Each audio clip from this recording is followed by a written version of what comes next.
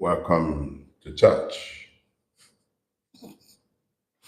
Good morning, everyone. Now, give me some indication that you can hear me, please. Just let me know if you can hear me.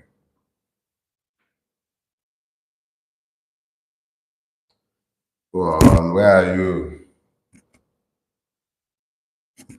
Good. All right. Okay. All right.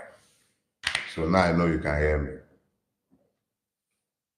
Welcome to today's service.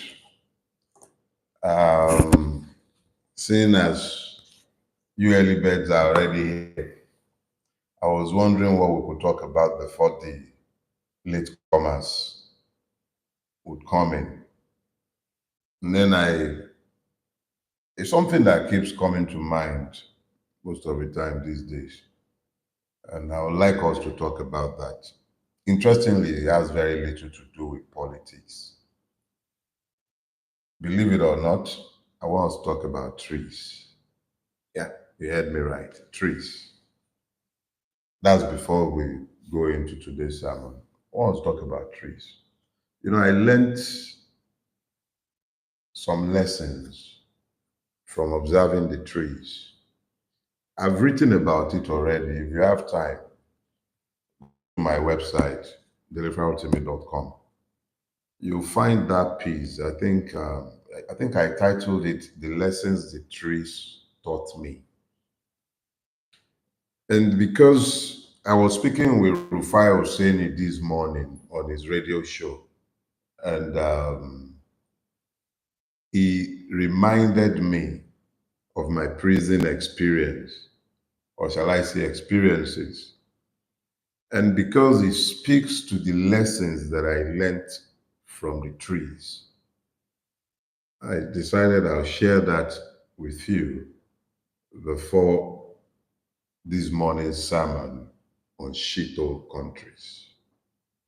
So, what are the lessons that the trees have taught me? I'll tell you.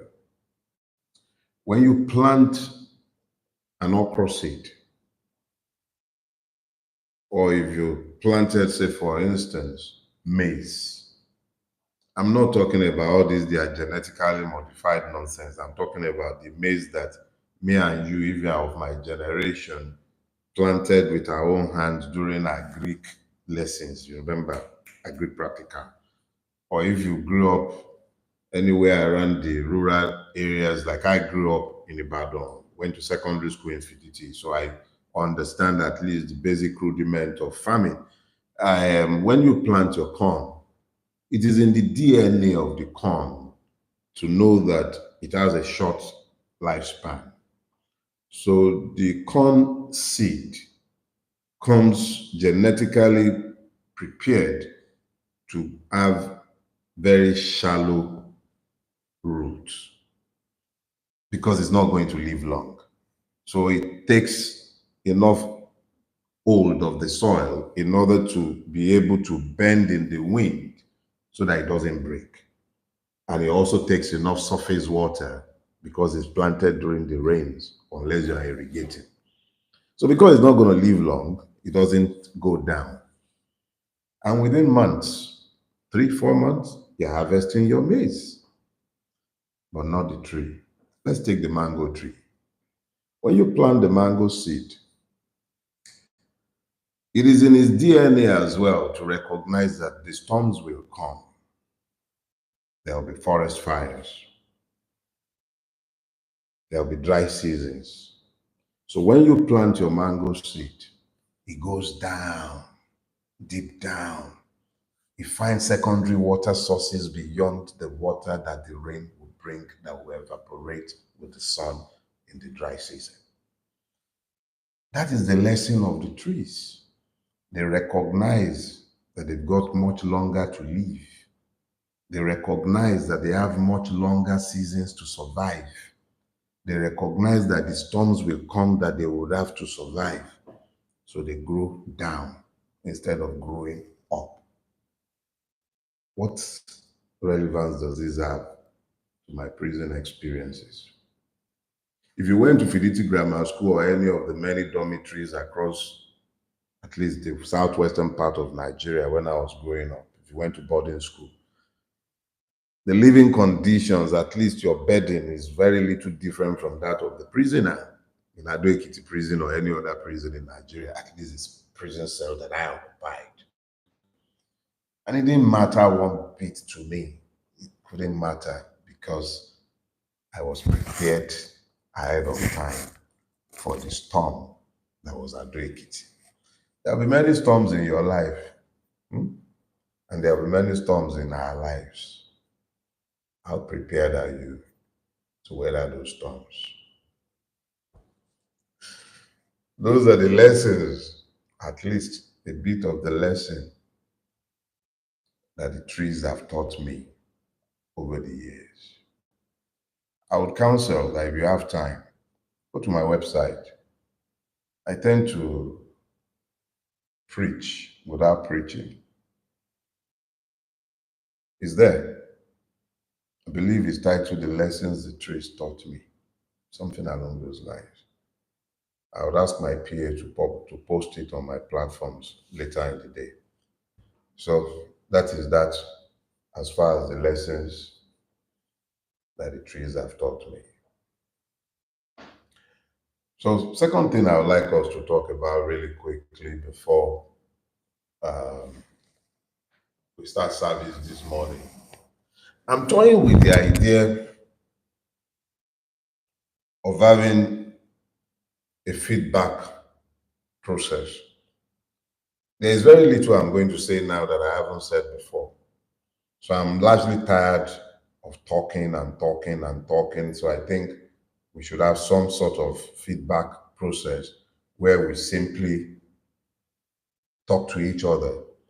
I might have something of value to teach you, and I'm sure I have a lot to learn from you as well. Um, it also gives me an opportunity to correct myself where I might have been wrong. So I think I'll work on that and come back to you by next week. Um, let's try that out. Maybe we'll do like we've done it before when I was broadcasting from the StreamYard platform. I'm sure the tech people will find a way to resolve this for us, but I will attempt before the end of this week to put together a system that allows us, even if it's only 20, 30 minutes, even if it's only once a month, I don't know, we'll do something to put together some feedback. Um, it's 10 o'clock now, or let me say a minute to 10. I really don't want to say nothing while rambling. So, okay, it's a brand new week. I'm not talking until 10 o'clock. I'm like, okay, so it's 10 o'clock now. Good morning, everybody. We we had fun. I was traveling out my future as a preacher where I'm going to be asking you to pay your tithes and offerings. You understand? You can't just be taking this for free. You have to pay. So I was trialing it out in the last 8 minutes or thereabout. Um, it was about the lessons that the trees taught me. You'll find that essay on my website, dailyfarotimi.com. I had umbrated at the beginning of this session, so you might want to take a listen from the beginning when you have time. But like I said, good morning. Today, I would like us to talk about the subject, Shithole Countries. Or is it Yeah, Shithole Countries. We were spared the indignity of being the first and only one to be labeled as shithole. Mr. Trump was kind enough when he coined this phrase, which I'm sure isn't something new or coined by him. There's nothing original about it. But he did say shithole countries. And when he said shithole countries, he was referring to African countries, 80, I think El Salvador, we were all the ones being referred to as shithole countries. But hey, if a man comes bearing the truth that you don't like, you have multiple options. You could spend your time abusing the bearer of the truth, if it is the truth, or you could spend your time bemoaning your circumstances, blaming everybody but yourself, if it is the truth that has been told to you. But when Mr. Trump said shithole countries, exactly what was he talking about? You don't really need me to define shithole countries to you. When the average Americans wants to abuse you, the height of his abuse is to call you an asshole. That's what he will say. So when the person now says a place is a shithole, it speaks to something much deeper. Shithole countries. And yet, these are the richest country if we're talking resources. Nigeria, Congo, and South Africa are probably the richest countries on the face of this planet. And yet, they are part and parcel of the countries referred to as shithole countries. The bulk of the gold and mineral deposits in the world are in these countries referred to as shithole countries. Something does not add up. The value of a metal, if precious, is not diminished by virtue of its surroundings, but the man said, shithole countries. This has been on my mind for a while. And if you followed me on social media for a season, you will know that when he said these words 7 years ago, I did respond at the time on social media with my limited reach. But the first question we need to ask ourselves, what does he mean by shithole countries? Because what he has done is that he has defined these countries in the most derogative term imaginable. Shithole. So, given the fact that these countries are mineral resources rich, given the fact that the persons to be found in these countries excel when they are outside of these countries, I realized that Trump wasn't talking about the countries themselves as destinations or as locations on the planet. He was talking about the systems that the people living in those places have managed to evolve, both to govern and to regulate their lives. Trump wasn't talking about our land. He was talking about what we have done with what we have been blessed with.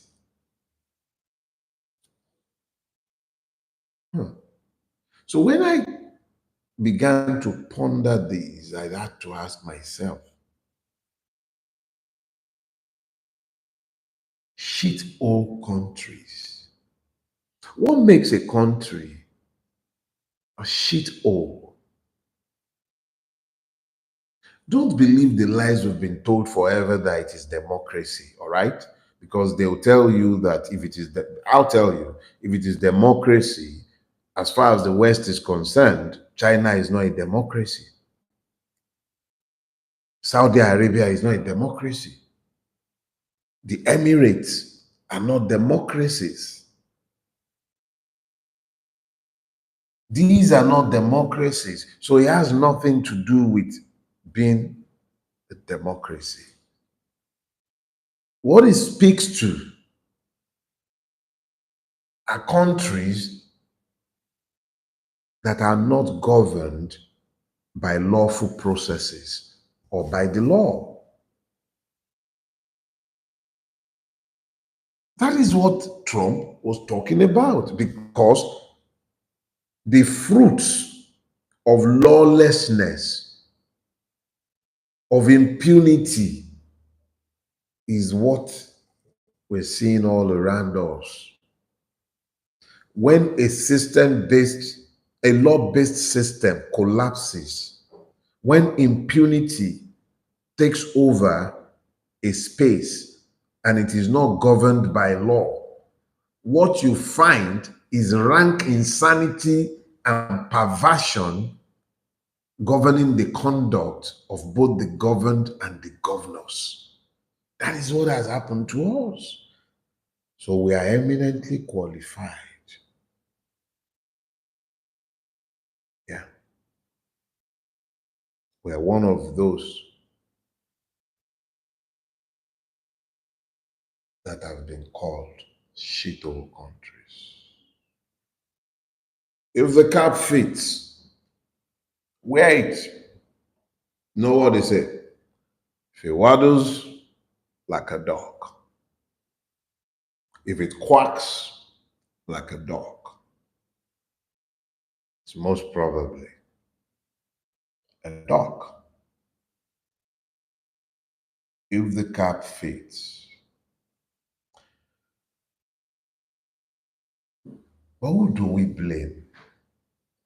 That's the first thing we usually do.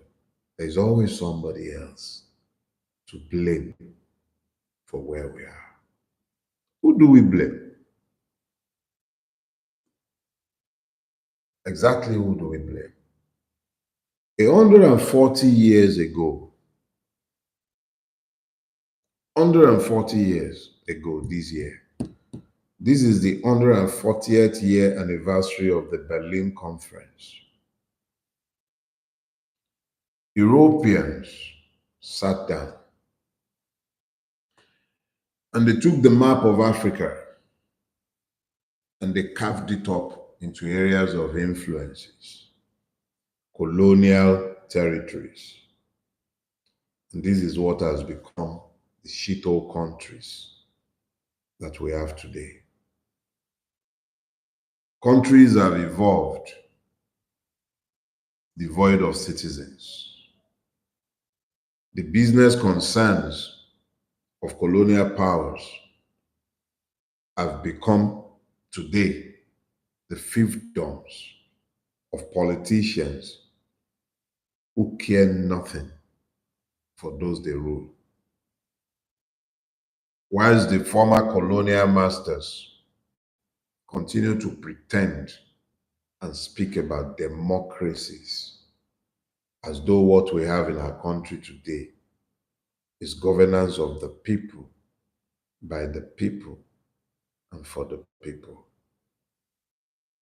China is a dictatorship, quote and unquote, but it is the factory of the world. It is moving people from poverty to prosperity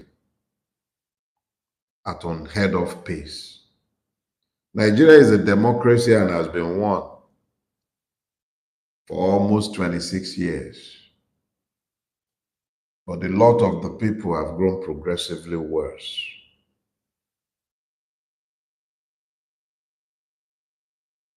Nobody will call us a shithole country 26 years ago, even though we were not a democracy. Poverty had not become so horribly weaponized against the people as it has become today. Let me show you, because when we talk about poverty, those of you who have the capacity to listen to me on YouTube, you imagine yourselves to be poor because you're broke from payday to payday, or some of you, God forbid, are able to beg for urgent 2Ks here and there. Let me show you what poverty looks like. I used to once upon a time, travel around this country by road. And in vast parts of northern Nigeria, vast parts, I warrant that men lived subsistence lifestyles. They depended on their land for their livelihood. They had no cash. They grew everything they would eat. 26 years later, what has become of them? They've been driven off their land. You have internally displaced persons running into millions within Nigeria. Vast parts northeast have been depopulated. When you hear names like Bama, when you hear names,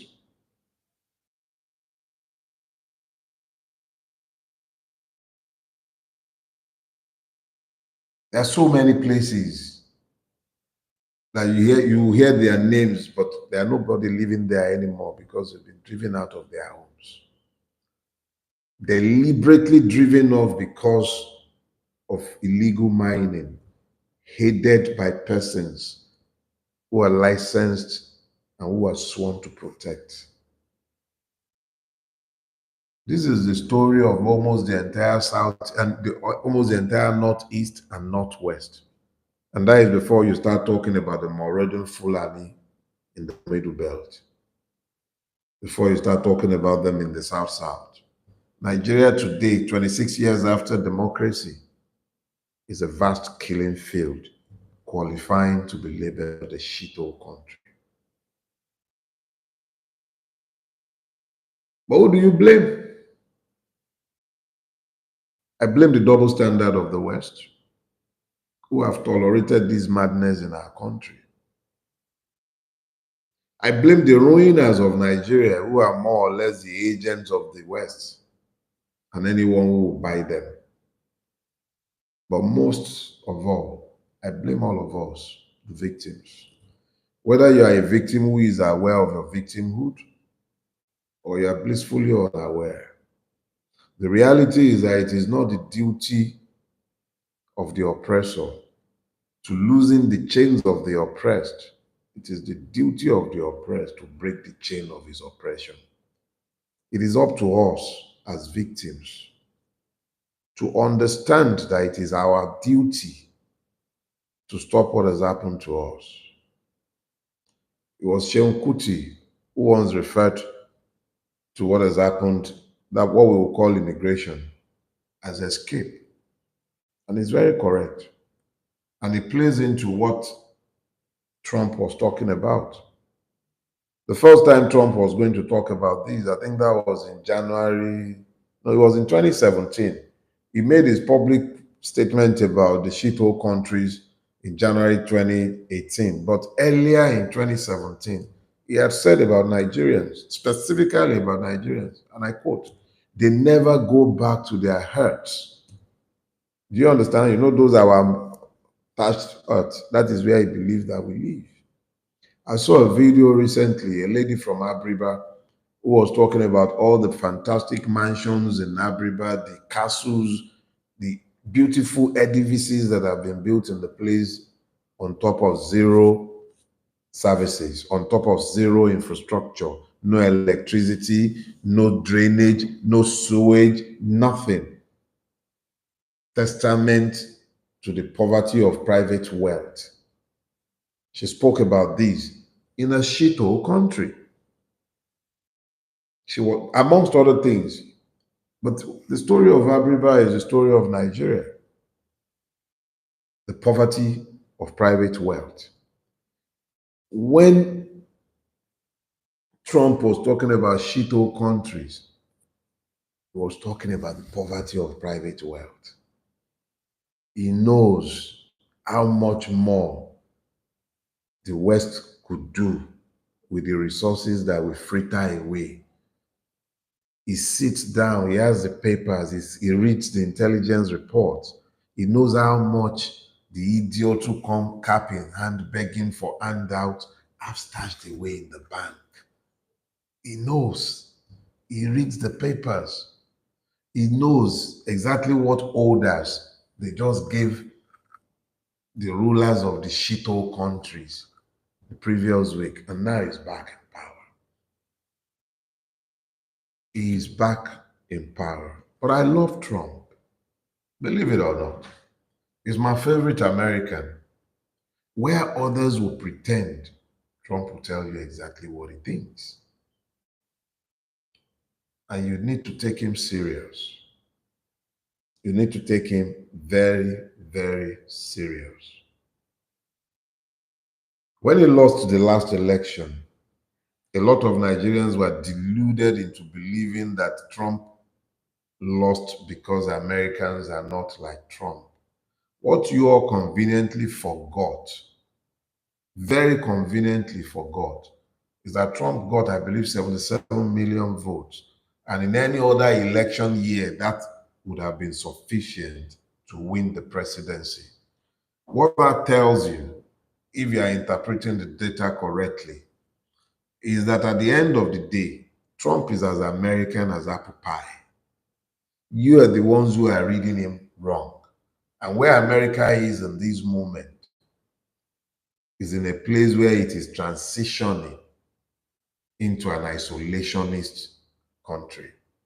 Other countries of the world might want to wrap their brains around this, but this is how it affects us as victims. We need to get it clear that this country has been a shithole country for as long as I have been alive, even though it wasn't always as dirty as it has become today. And it will remain a shithole country for as long as we, the victims, are queers in allowing it to be used as a shithole country. Because those who have ruined it and turned it into a shithole country might have their houses here, but their homes are almost always in countries where they don't have shitholes. Trump's America would allow the beneficiaries of the ruination of these shithole countries to have access to their own country because of the riches they come bearing. They would allow refugees from Nigeria, trained manpower, those who should develop Nigeria are encouraged to come in as refugees using one visa thing or the other. And it's not just Trump's America, it's the whole world. The only country that Trump would have been happy to have refugees from was Norway. And Norway is a country that isn't going to send anyone anywhere as refugees. No Norwegian is interested in running anywhere because the state functions. So let's be clear about something here.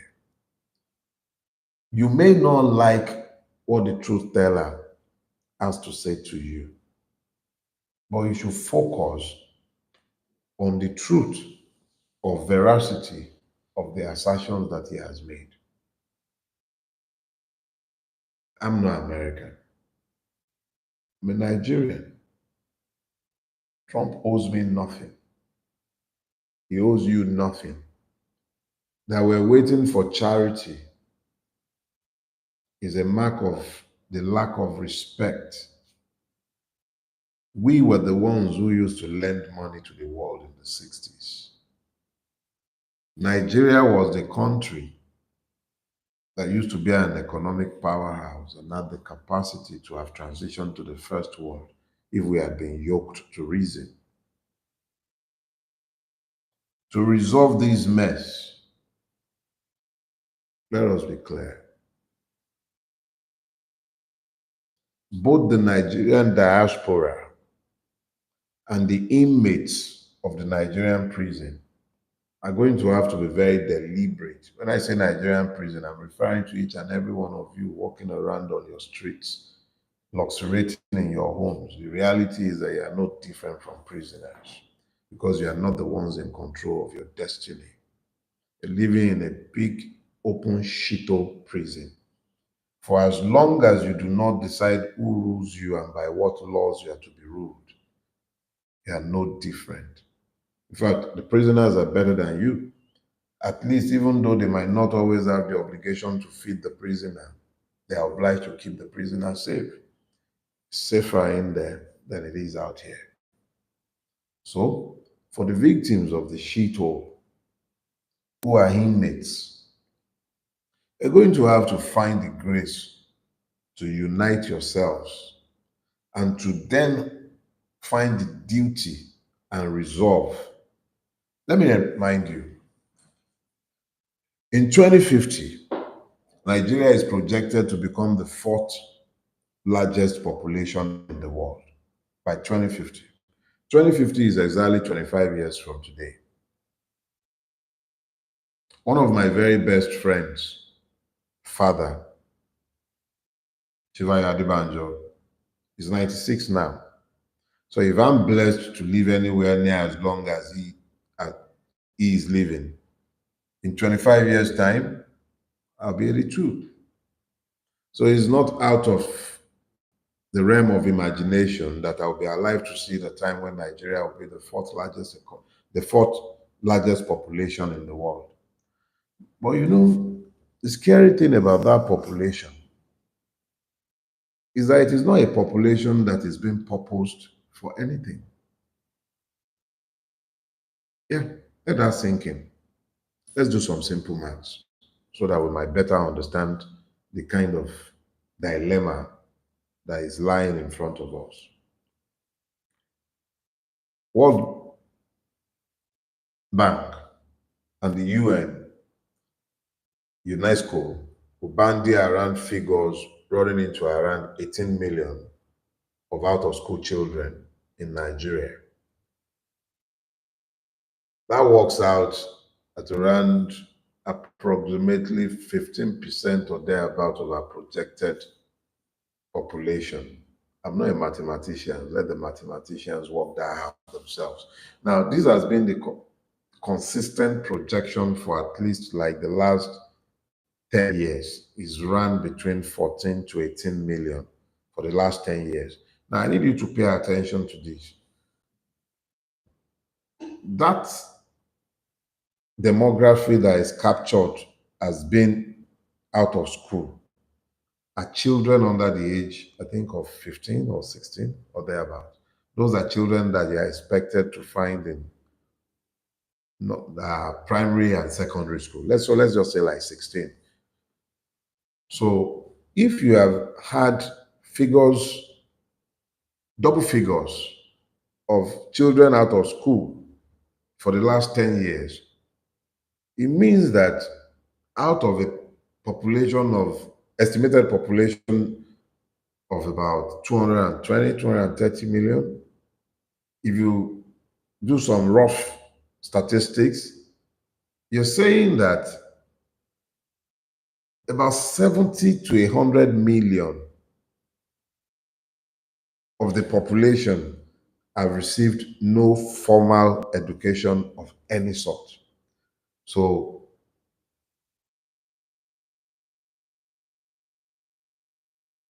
what you are also saying, because ignorance has been so weaponized against the Nigerian that the public school system has been essentially crippled for a generation. Even those who have gone through the public school systems are functional illiterates. So by 2050, when I would be 82, if we do not do something to reverse this trend, we would have a population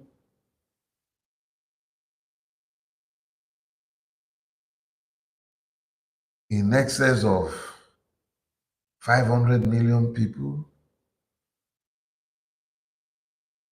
over 300 million of which, or maybe like 400 million of whom would have been untrained,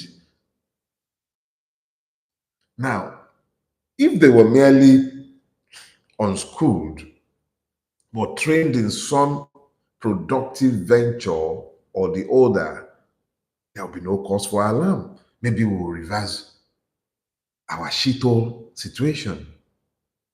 But the alarming thing is that even the conventional trade system where people learned trades like carpentry, like bricklaying, like refrigeration, like mechanic, like welding, all the traditional ways of learning, it's been destroyed. There are no technical schools.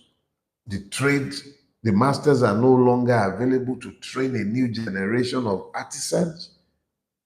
I've done appreciable work in the real estate sector, and almost every artisan coming into Lagos to work in real estate are coming from Benin, Togo, Ghana, and our youth are unemployed. How do you employ somebody you have not trained? We have a demographic trap in front of us. It's already right here. You go to every one of the rural areas. If the young men are not Okada riders, what are they? Bet Niger, bet this, bet that, this bet, that bet.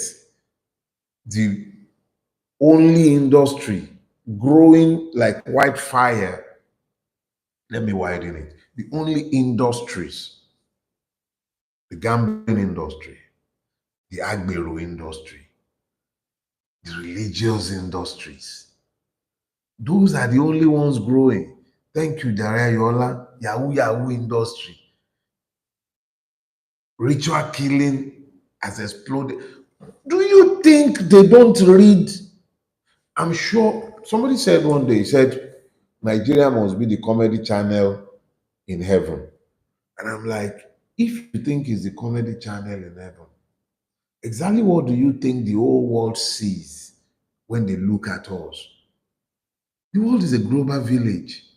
Imagine what they think when they read, when they see videos of our ritual killings, when they see videos of us beheading ourselves in the name of God, when they see videos of our rulers living ostentatious lives in the midst of the poverty in which the people are wallowing. We are no longer eating. They see us. They see us. The only industry is growing. Churches are proliferating. Everybody is having miracle water, miracle handkerchief, miracle this, miracle that. The people are looking for miracles because their objective realities are sickening.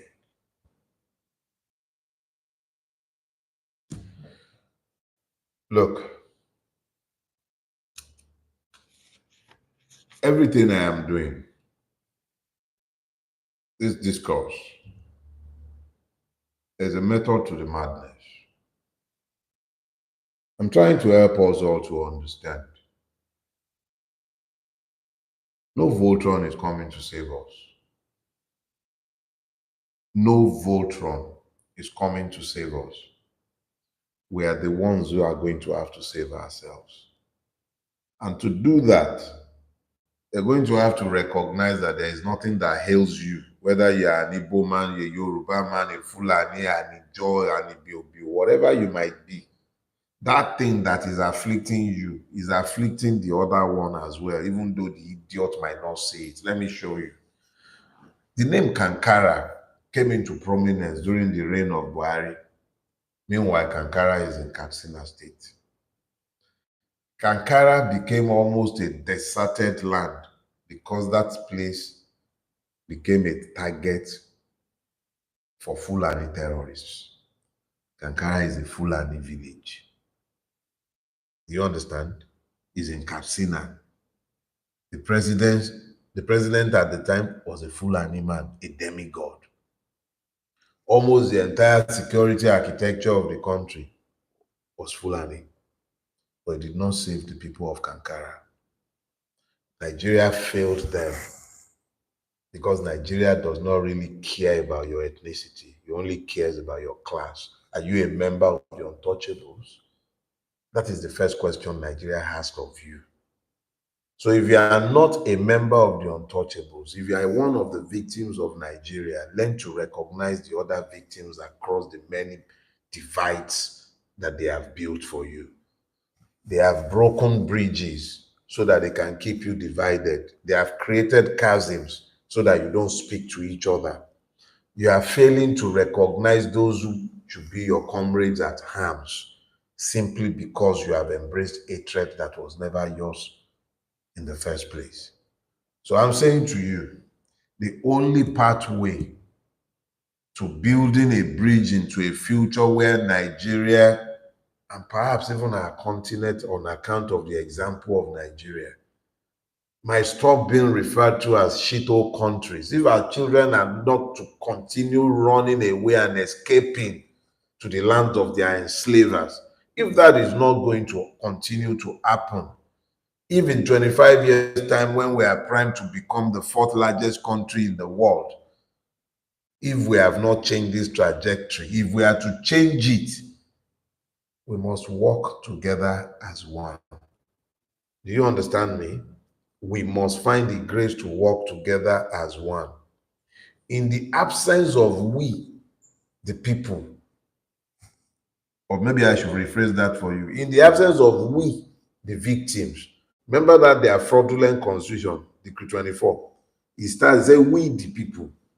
But me and you know that we didn't do any such thing.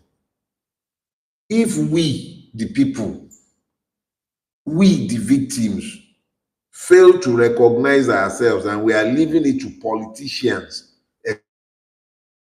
come together to form one grand alliance in order to save us, you are expecting politicians to save you. Who are they meant to be saving you from? Themselves. You are stupid. Unite yourselves. You unite yourselves. Form a grand alliance amongst yourselves first. When you have formed a grand alliance amongst yourselves, then you come to the knowledge of the fact that you, the Nigerian victims, are the majority. That is what can stop us from continuing to be a shithole country. And we might yet transform into a citadel on the hill to which every other African oppressed elsewhere can flee. If we don't sort out our issues urgently too,